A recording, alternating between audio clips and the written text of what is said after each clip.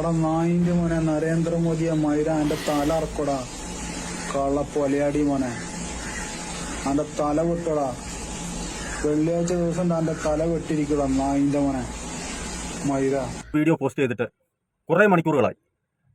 നമ്മുടെ കേരളത്തിലുള്ള ഒരാൾ ആണെന്നാണ് ഏകദേശം ആ ഒരു ഫേസ്ബുക്ക് ഐഡിയും കാര്യങ്ങളൊക്കെ ഇപ്പോൾ ഏകദേശം മനസ്സിലായിട്ടുണ്ട്. ഇദ്ദേഹം ഒരു BJP പ്രവർത്തകൻ എന്ന് പറയുന്നു.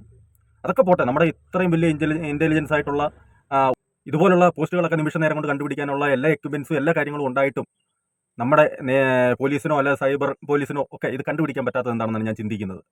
ഇന്ന് ഇത്രയും നേരമായിട്ടും ഇതിനെക്കുറിച്ച് യാതൊരു ഐഡിയ ഇല്ല ആർക്കും, ഇയാൾ എവിടെയാണ് എങ്ങനെയാണ് എന്നൊന്നും.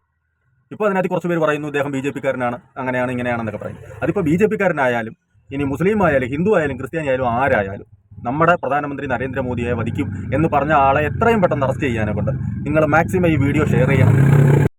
പിന്നെ കുറച്ച് പേർ പറയുന്നു ഇദ്ദേഹം ഒരു മാനസിക രോഗിയാണ് എന്നൊക്കെ പറയുന്നു. അതൊക്കെ രണ്ടാമത്തെ കാര്യം. ആദ്യം ഇദ്ദേഹത്തെ കണ്ടുപിടിക്കുക, അറസ്റ്റ് ചെയ്യുക. മാനസിക രോഗിയാണെന്നുണ്ടെങ്കിൽ അതിൻ്റെ ബാക്കി നിയമ നടപടികൾ ബാക്കിയുണ്ടല്ലോ, അത് ചെയ്താൽ മതിയല്ലോ. എങ്ങനെയായാലും വേണ്ടില്ല, ഇദ്ദേഹത്തിന് ഇനി ഒരു സഹായം ആരുടെയും കിട്ടാൻ പാടില്ല. നമ്മുടെ രാജ്യത്തിൻ്റെ പ്രധാനമന്ത്രി ശ്രീ നരേന്ദ്രമോദിജിയെ കൊല്ലും എന്ന് പറഞ്ഞ ആൾക്ക് അതിൻ്റേതായിട്ടുള്ള അർഹിക്കുന്ന ശിക്ഷ നൽകിയേ മതിയാവും.